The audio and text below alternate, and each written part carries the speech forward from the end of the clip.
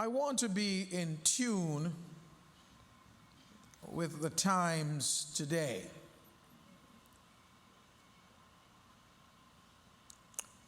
I have come to the stage and age where I am not as loud and raucous as I was in my early years. That's a great self-awareness. There were the times when I cried aloud and spared not. I mean, literally cried aloud and lift up my voice. I'm more concerned today that you hear me and understand me, because I become aware that God is not tone deaf.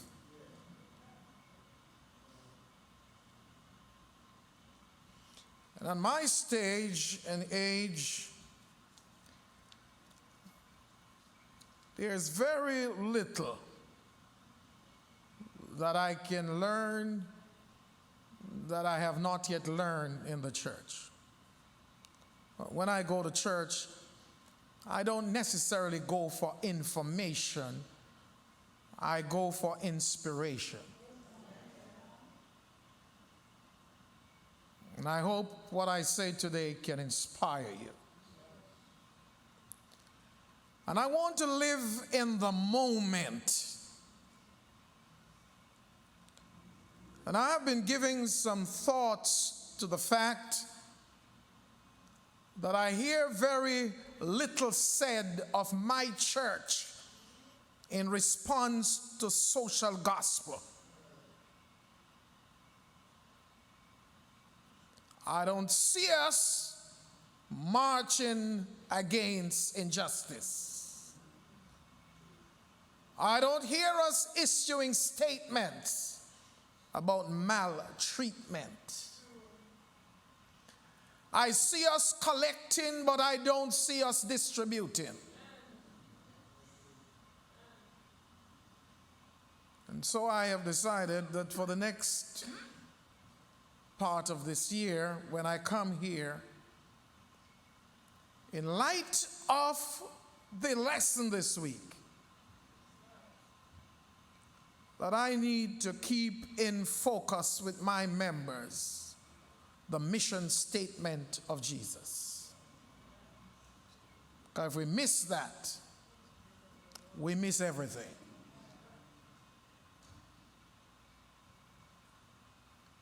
Today I'm going to dabble a little in social gospel. Because my topic today is in light of the MeToo movement. And I want to show to the congregation that what's happening in the political arena is not new. It finds itself in Scripture. Your televisions, if you watch it, has been dominated this week by the news of Epstein's suicide.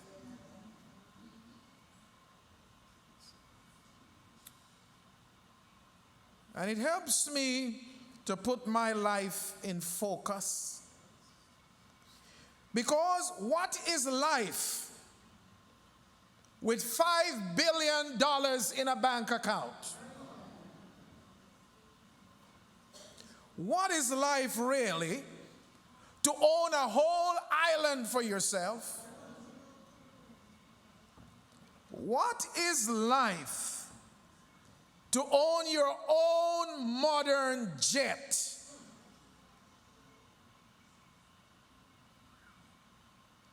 What is life with funding political parties and living at the upper rung of the socioeconomic indicator scale, and you don't have Jesus? I'm not at all surprised that his life has come to a miserable end. For with Christ, you have an endless hope, but without Christ, you have a hopeless end.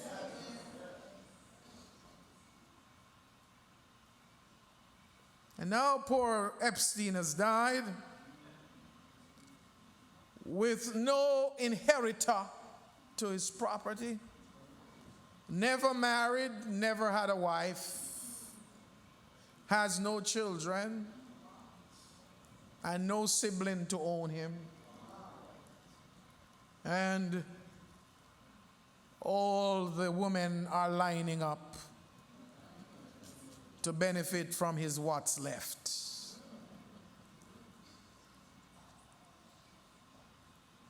I thought about it. In light of the MeToo movement, and I need to bring this sensitivity to the church, because not only are they hounding the rich, they are hounding the powerful, and they are hounding the church. Pastor Case and I are not immune to allegations. One hateful, spiteful woman can bring us down just by looking at them too long. Am I talking sense or nonsense?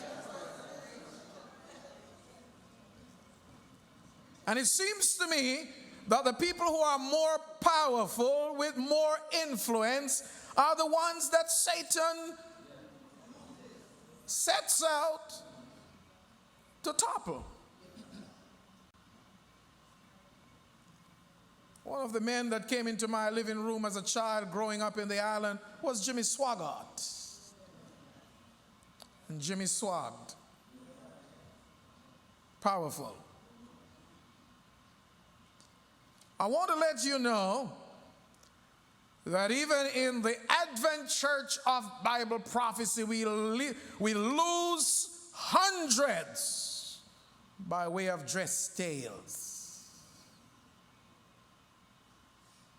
Some rightfully so, some allegedly so. My heart was broken when America's father, Bill Cosby, was placed under the microscope. And after all these years as American dad, he's languishing today in a jail cell. One of my favorite journalists, Larry King, king of talk show, had to leave his throne at old age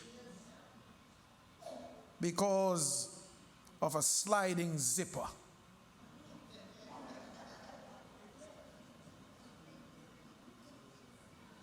Don Lennon, upcoming CNN anchor, is fighting to keep his anchor.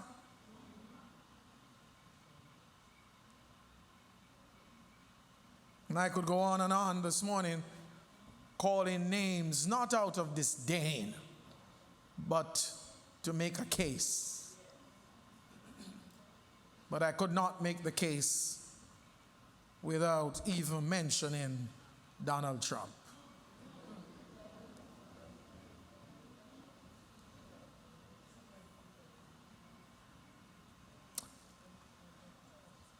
All of these are stories of lust and rape and deception.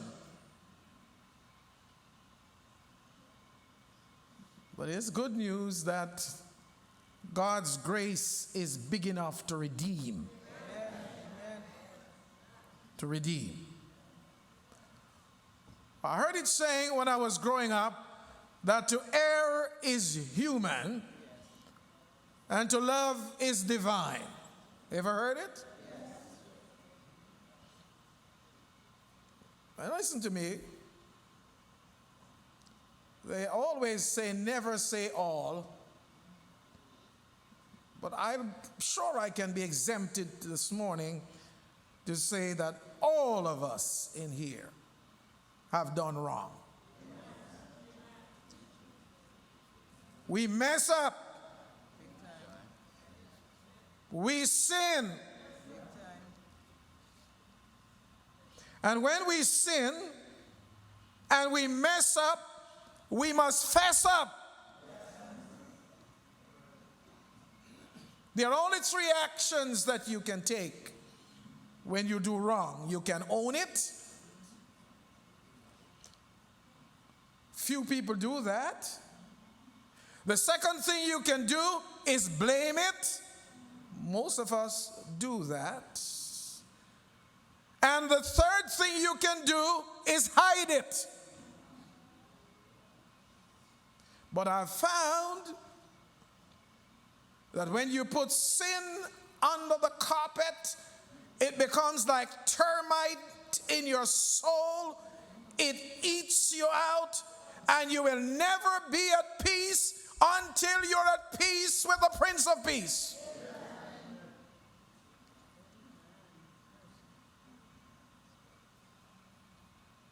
I learned that lesson long ago.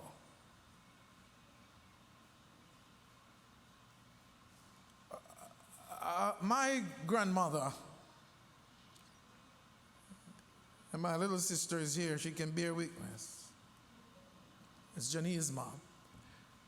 My grandmother had this crazy family tradition of giving us washout every August. If I were home now and she was, it would be the season. That's why I tell you, you've got a smart pastor.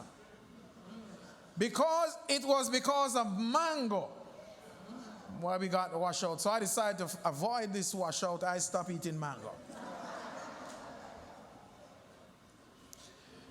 And she, among the many concoctions that she would put together, was a thing called brooklock.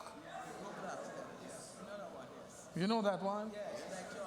It was almost, it looked like chocolate, tastes like chocolate, smell like chocolate.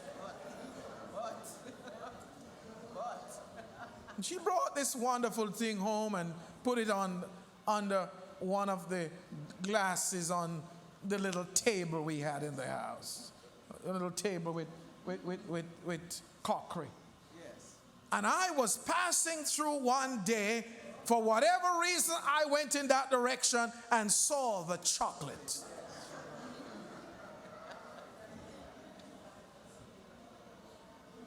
Ate it, digested it, and it so happened that the very day of that transaction, my granny came in and said, "Who took a little plastic bag from under the glass?" I know. Anybody took up a plastic bag from under the glass? Not me. And my grandmother so believed in me. She so believed in me, I knew I was off the hook.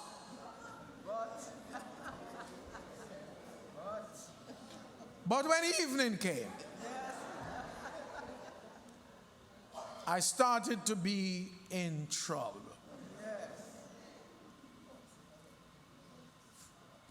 I tried to hide it. I tried to point fingers at my siblings. But do you know what compounded the situation? When night came, our sewer system was outdoors.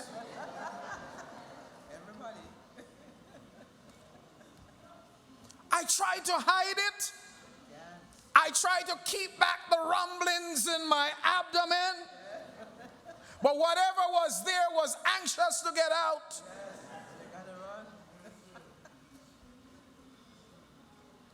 I was caught.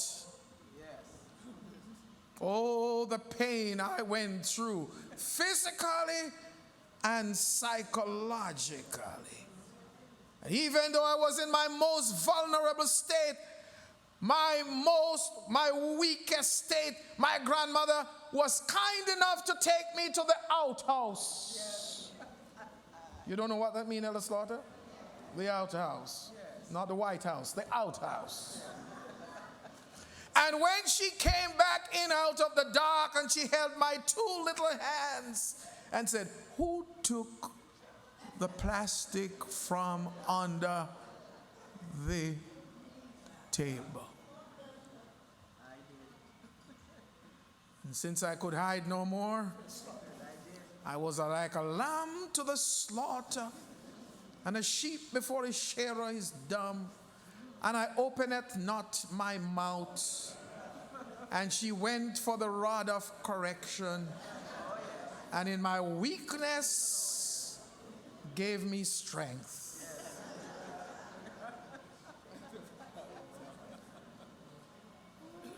You cannot hide from God.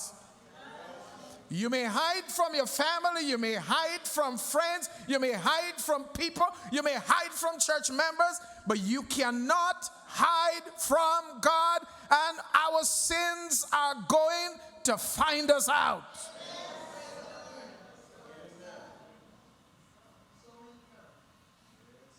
We don't preach too much about sin in the pulpit again, you know. We preach gleaner clippings. We like to comfort the saints. But my role pastorally is to comfort the disturbed and to disturb the comfortable. That's right. So as I was thinking about this MeToo movement, can you imagine that the state of New York just this week passed a law that even though what was once statutes of limitations have run out, those have been removed, that no matter how long ago the injustice was done, you can go after whoever hurt you. Folks, 1,200 people filed lawsuit in New York City this week to go after prominent people, and some people are saying, "Lord, is it I?"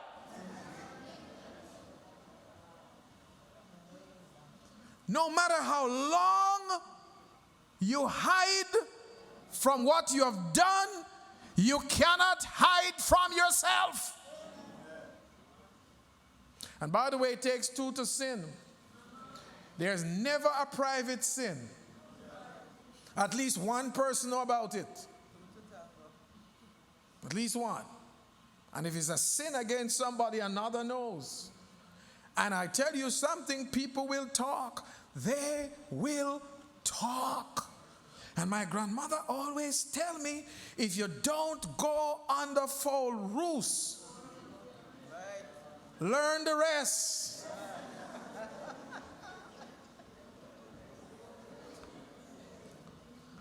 Now, did you know that there's a MeToo story in the Bible? It's in 2 Samuel 11. I want you to get your Bibles, and I want you to turn to 2 Samuel 11. And the story happened springtime. I want you to get some contextual clues so you can understand the story. It happened springtime. It happened in the spring of the year at a time when kings go to battle. Kings go to battle. David was king, but David never went. David sent. Anybody's following me this morning? Oh, yes. Oh, yes. He never went. The Bible said David sent Joab. Always. David is always running away from his core responsibility. They destroyed the people of Ammon and besieged Ramah. But David remained in Jerusalem. Leaders must lead from before. That's right. Leaders must not only give directives, leaders must direct. I'll never ask you to do anything that I am not prepared to do myself. David sent Joab. He was the king, appointed king. And when Israel chose a king, they were choosing somebody who would be valiant in battle. And instead of going out, he was staying in and sending out word. By the way, look in your text, all the text about the story this morning, and you will notice I circle in my Bible 1, 2, 3, 4, 5, 6, 7, 8, 9, 10 times the word sent has been used by David. He has been a sender. And he stays home and he sleeps lazy, collecting sovereign salary, and have nothing to show for it. Have people doing his work. Well, let's talk a little about him. It happened one evening. David arose from bed, slept too much, woke up early. And the Bible said in verse 2 of 2 Samuel 11 that he walked onto the roof of the White House. Well, it's King's house in my Bible, but it's their White House. And from that roof, he saw a woman bathing. Are you following me, everybody? And the woman was very beautiful. That's what we call adverb, very, which notches up the verb, the adjective. Adverbs modify adjectives. She was not just beautiful, she was very beautiful. In my language, I would say she was exquisitely beautiful. Vital statistics, perfect. And David's eye reached her. Can I unpack that for you? He went on the roof, vista. And he sees this lady bathing. Those of you who are going to go to Israel, you will notice that when you get there, how homes are built with ledges and their roofs are decked for most part, and you can use it for meeting rooms and for social gathering and activities. And he went out there where he had his hammock and his veranda chair. And he looked out, maybe with binoculars on. It's springtime. Yes. It's according to their culture, according to their custom. On the roof, napping.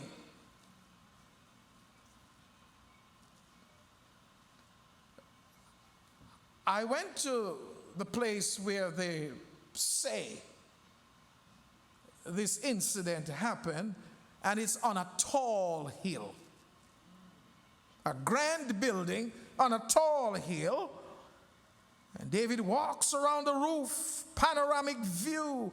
He was looking at everything he could see, really proud of himself. And like Nebuchadnezzar, I imagine when he looked across the vista, he said, "Wow, look at the place that I'm king of.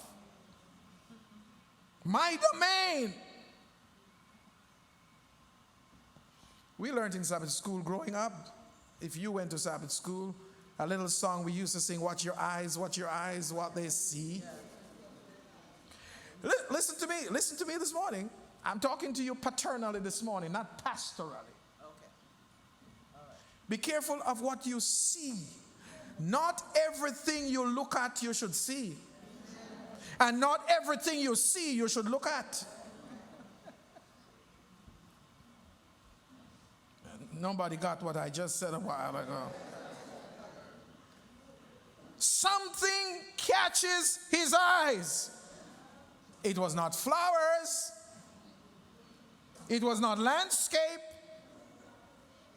It was not the contour of the land. It was the contour of a beautiful woman who is bathing. Bathing. Now you and I see something from a European point of view. Bathing in 100 BC was not the same like bathing in 2020, in 2019. You following me? You have your shower, your jacuzzi, and you have your bath, but that's not how people bathe in the time when David was spying. When you bathe, you strip down to nakedness, I presume, and bathe privately. That's not how women bathe in the time when David was spying. Listen, those days women tidy. They're tidy. They don't know what I'm talking about. They sponge bath. They dry clean. There was no shower. They tidy. According to what I read, and sources I have consulted, water was very scarce, so they were very sparing with the use of water because most of their water came during rain season and they would fill up the tanks. So water was so precious that nobody could go run a shower for 5-10 minutes. So this lady was on her balcony tidying. And David got a glimpse and was allured by her. Then he sends out to get some information about her. So he got his IT team, and they went on peoplesearch.com. He sends Joab to fight. Then he sends someone to research, to get words on this woman. When he got this woman's information, as the sovereign of the nation, he summoned her to his palace. That is power. Most of the people who are abused in our society are abused by people of power. Absolute power corrupts absolutely. You know how many girls I know that in order to keep their job, they have to kiss frogs. You know how many ladies, the only reason they don't quit is because they have a family to sustain. You know how many ladies go to work every day and are assaulted, touched inappropriately, have dirty things said to them by people in power. I heard Elder Mitchell say it last week, that they say that women are now having a voice. Women always have voice, but they never use it. That's true. And here is David. And David got all the information he could, and Bathsheba sent for her. She was brought to him, and he takes her, fights her, harassed her, and then when poor Bathsheba got tired, she resigned herself to him, And he unashamedly sexually molested her. And when he was done with her, he sends her away yucky, shy, shamed, dirty, abused, used, soiled. I feel badly as a man that this is what some men do to some women. Use them, abuse them, and refuse them. Send them away because of a thing called lust. The Bible said that David took her. Pastor, the Hebrew word said something that the old King James doesn't say. David took her against her wish. The Hebrew word used there said he took her involuntarily. She was raped. You're not afraid to call the word rape? She was raped. I wouldn't be surprised if there are women in my congregation and in the hearing of my voice today who have been raped by unscrupulous men who are just content with the passion of lust. And don't put yourself in the place to be raped. If you know something, say something. If you suspect something, stay away from it.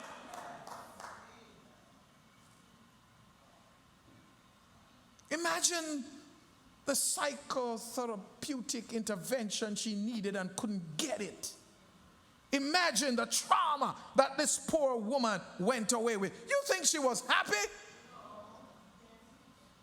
But there are some women who are afraid to talk. And she wouldn't talk. She was too embarrassed. I feel the pain for her.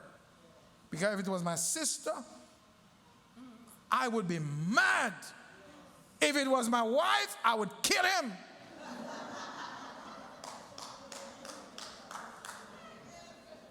You think I'm joking? Try it.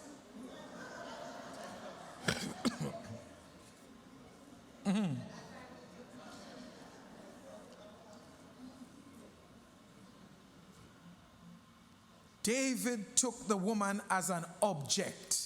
There was no chemistry. There was nothing between them. There was no, I'm trying to find a word, reciprocity.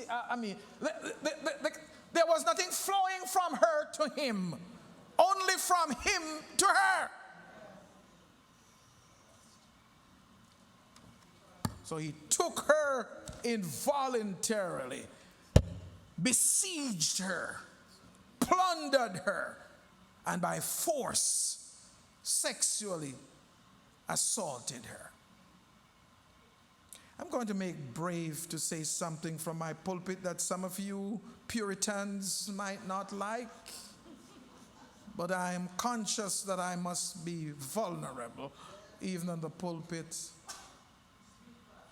You see, ladies, when God made you and gave you that special piece of property that has been hidden from view, it was so located that it should only be revealed to the person who was going to become like you.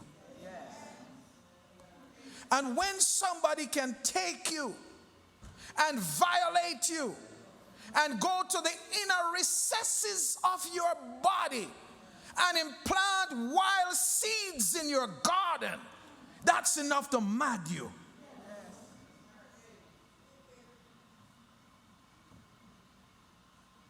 He sent for the woman. Now, if the President of the United States asked you to come to the White House, I'm sure you would go there with all innocence. But please don't go to the blue room.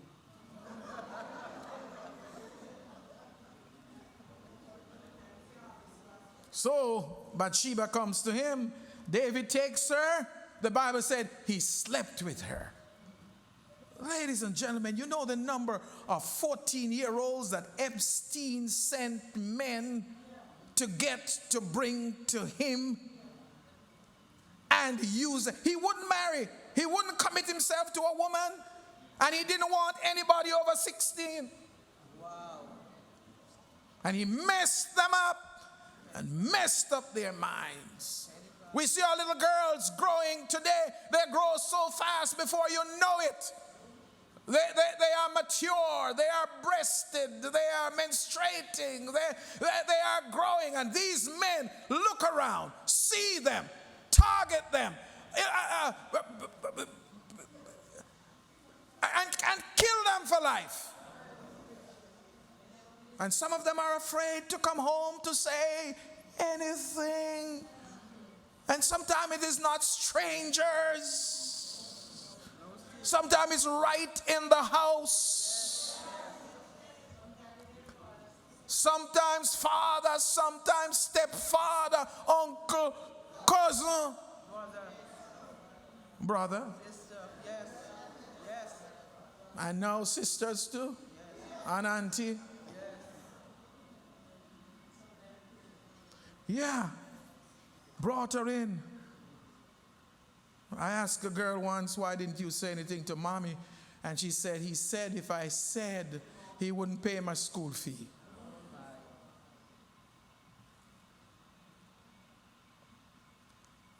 Bathsheba came. The Bible says, David, can I take my time and unpack this thing? David takes her and sleeps with her. And if just in case you are naive, it didn't mean that they went in bed, lie down, and eyes closed, and they start snore. They didn't snore, they whored.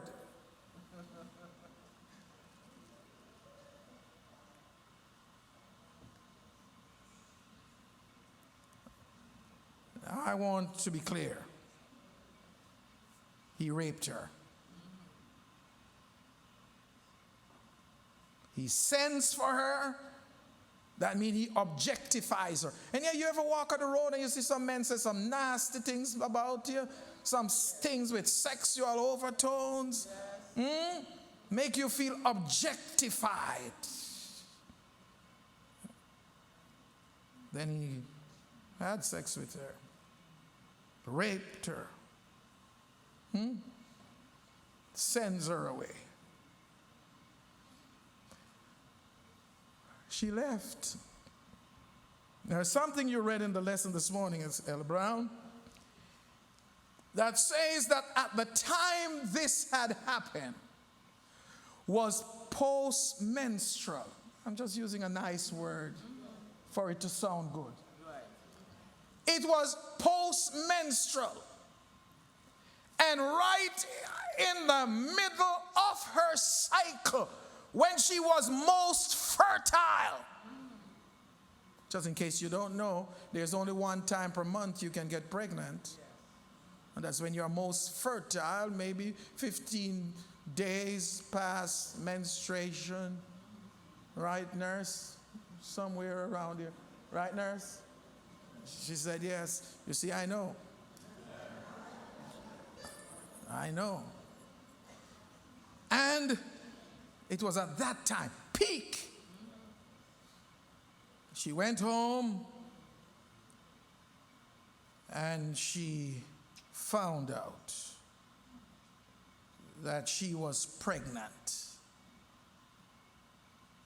And she sent a message to David. A message he never wanted to hear. I have found out that many of the men that go to pubs and bars and motels are not street boys. That's right. They are men that have decent wives at home and decent children going out to buy what they can get free. but greed, lust of the eye. They don't want, and if you ever say something for their wife to hear, you done. That's not what David wanted to hear. A report from Bathsheba that she's pregnant. And the moment he got that report, he started to scheme. So, we're down to verse 6. Here's what he did. Here's what he did. He sent a message to Uriah the Hittite and invited him to come to the White House to give a briefing, a field report. And when Uriah came, he asked him 3 questions. How many questions? 3. Number 1, how are you doing? Number 2, how is the war going? And number 3, how are the soldiers doing? Understanding the culture and the custom, the first thing he said to Uriah when he came was shalom. But there was no shalom here. There was no shalom here. He had intent. He thought he could trump up a covering. He wanted field report. But he had plans. Plans. And so you know the story, some of you. He commended Uriah for the magnificent work he was doing. And he said to Uriah, man, I'm so glad to have you. Thanks for all you do for country. I promise you that when the war is over, I'm going to promote you. So it's good to have you come over and give me this report. And then he said to him, take a couple more days and go spend with your family.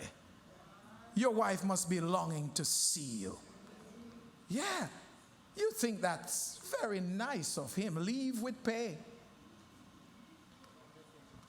But somehow,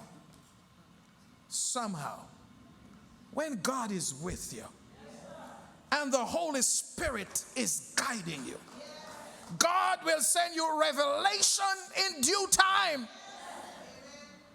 Man, if I get a few days off to go see my wife and I'm at war, I would maximize those days.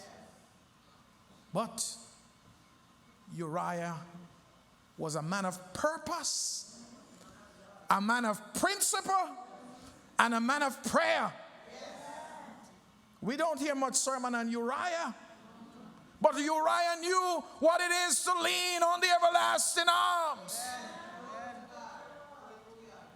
You know what the Bible said? Man, I would get a Uber or a Cessna to go and see my wife. But Uriah went outside the king's door, pitched tent there, stayed there, said, I'm not going home. How can I have my men in war and I'm at home having romance? Man of conscience, man of character, man of class, a man whose life is not led by passion and lust.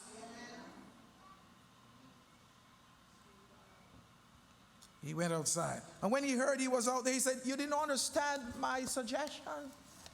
And he told him the same thing. How can I do this? I am not going home. I'm not going home. I am not going home. And he didn't go home. David is running out of options. Those days, good Israelite women did not perform abortion. And David knew that if Uriah did not go home when the baby is born, everybody was going to check when the last time Uriah came home. So David is out of option. He hangs out, Uriah hung out till it was time to go back. You know the story? And he resorted to the most damnable option he had. As commander-in-chief, he sent a message to the lieutenant. And he said, close in on the enemy. Go in. And he gave them a bribe. Some people do wrong and like to pay off for it. They'll send money for cover up. A lot of cover up are covered up because money. And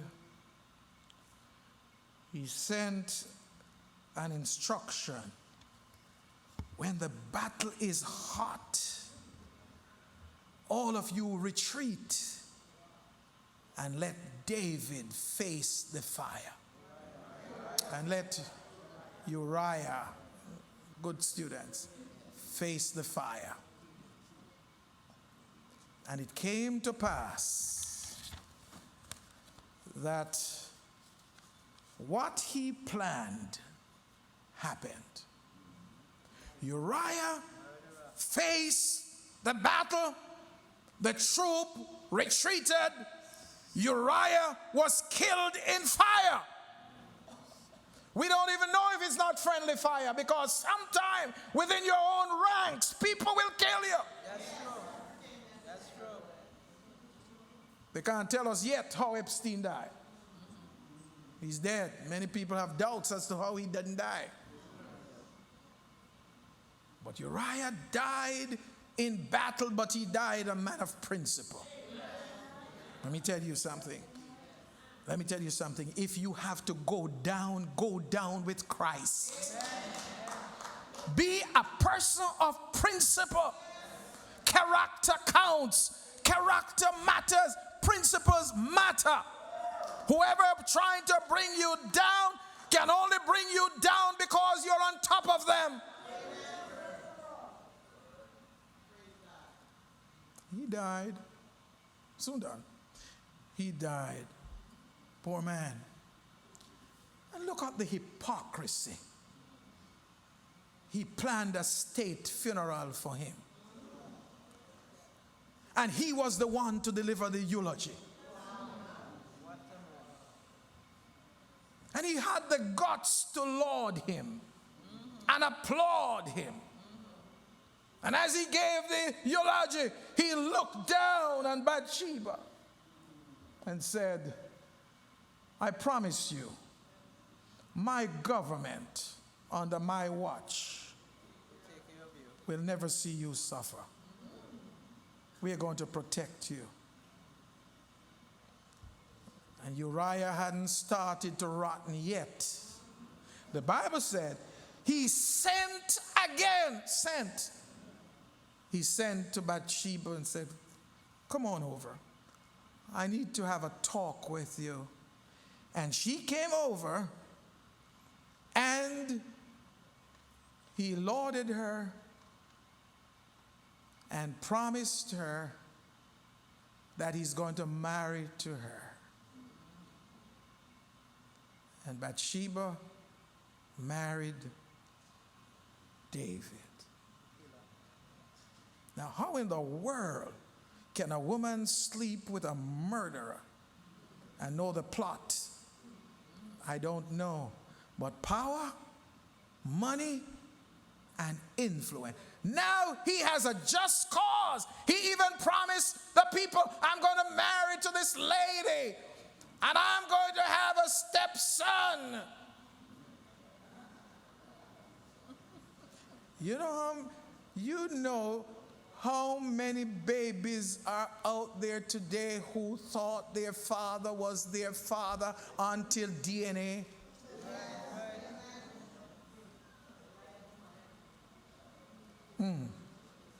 So, they got married. They got married.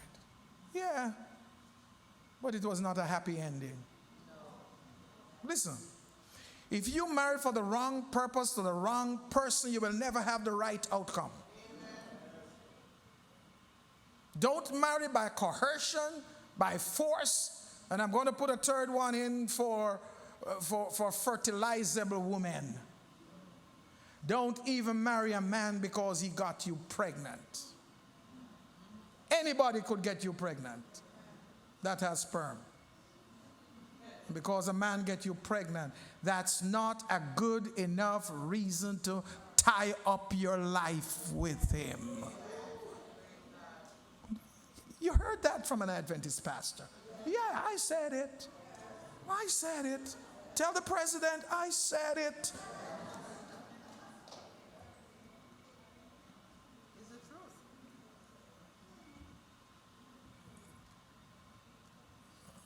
Oh, God doesn't sleep nor slumber. He doesn't sleep nor slumber. She had the baby. Those of you know the story. She had the baby. And the baby became sick. And the baby died. God is a God of justice and a God of mercy. He knows when to pour mercy and he knows when to give retribution. There are some babies that are causing problem in the world. What's happening down in the Middle East is Abraham's folly. Sometimes it's better to see a baby dead than to see them come up here and grow in the world and be traumatized. The baby died. You know, there's a thing called retribution. It's like the sin of witchcraft. Some things happen to you and you don't know why they happen. And you trace your family line and you find out that your father did some things that is catching up with you. Retribution. David raped. But listen, rape never left his family. What was it, Amnon? That was raped. And his death, what a terrible death. There's a cassette, there's a song I play in my car. If you ever drive with me, you may hear it playing. It says, sin will take you farther than you want to go. Slowly but wholly taking control. Sin will leave you longer than you want to stay. And sin will cost you more than you want to pay. And if you don't kill sin, sin is going to kill you. So stop defending sin. Stop doing sin. And start defacing sin. Because God and sin can't reign in the same temple.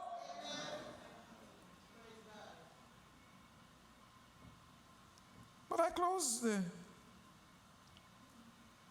message this morning by telling you, if you do wrong, have done wrong, is doing wrong, or plan to do wrong,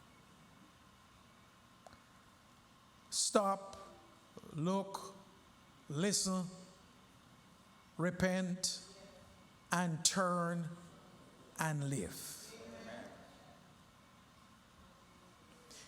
Have you ever questioned your faith? I have. I have questioned my faith. And I have questioned God too. You ever question God? How come? I've been living for you all these years, returning my tithe, coming to church, doing my honest best, and people who don't do half of what I do are living on top of the world, looking down on creation, and I can hardly pay my bill. And didn't David do that too?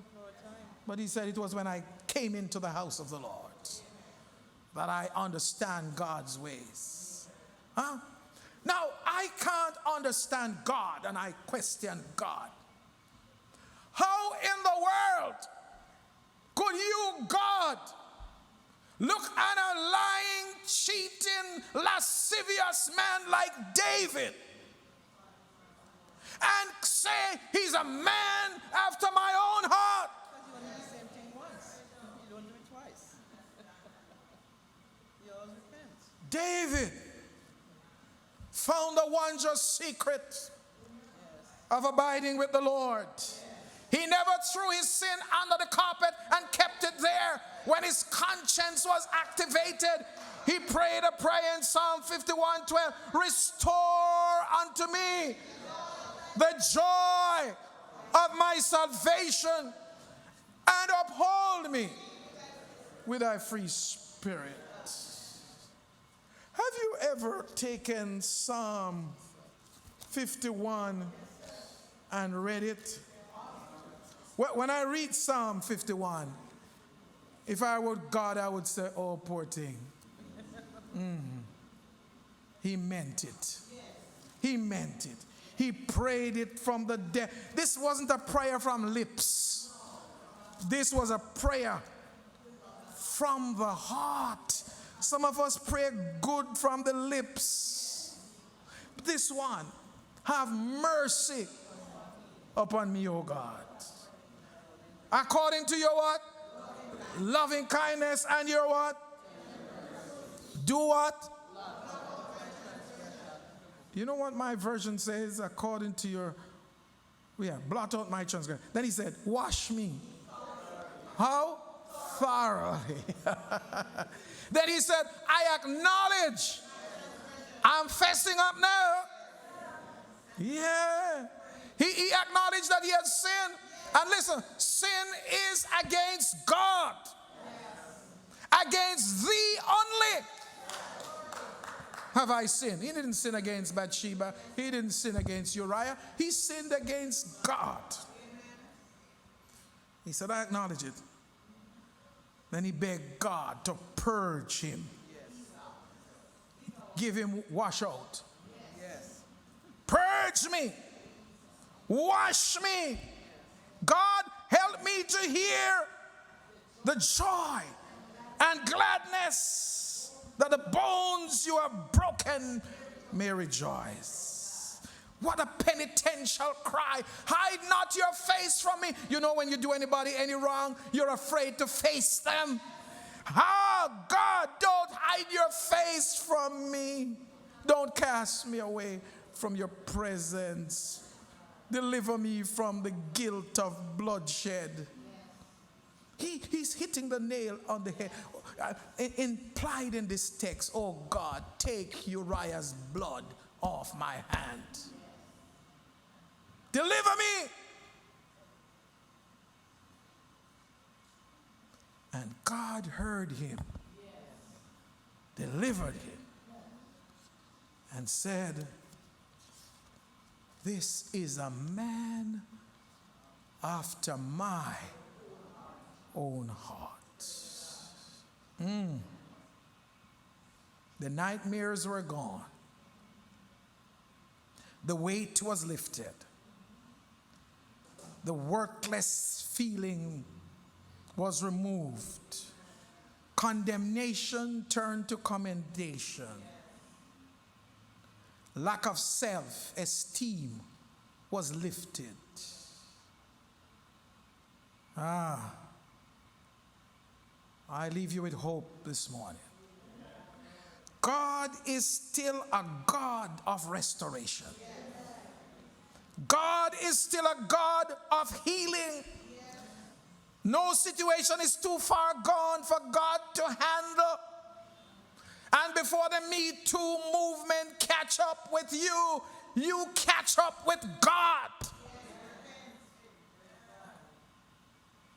when you come to the broken places of your life, when your night time is hard for you to sleep, when pain wrecks your body and your conscience is crying out on you, remember, He can hide your soul in the cleft of the rock. When I'm low in spirit, I can cry, Lord, lift me higher, because I want to go higher with Thee. But the Lord knows I can't live on the mountain. That's why He packed out a valley for me. You think you could sing it again? Come. He leads me beside still waters. Somewhere in the valley below, He draws me aside to be tested and tried, but in the valley. Some of your valleys, some of us valley are dark as a dungeon, and the sun seldom shine, and we question, Lord, why must this be? But He tells me, there is strength in my sorrow, and there is victory in my trial. For He leads me beside still waters, somewhere in the valley below. He draws me aside to be tested and tried. Come, Brother Dixon. But I tell you this morning, in the valley, He restoreth your soul. God bless you. Live right. Live good. Stay close to Jesus. And let Him restore your soul.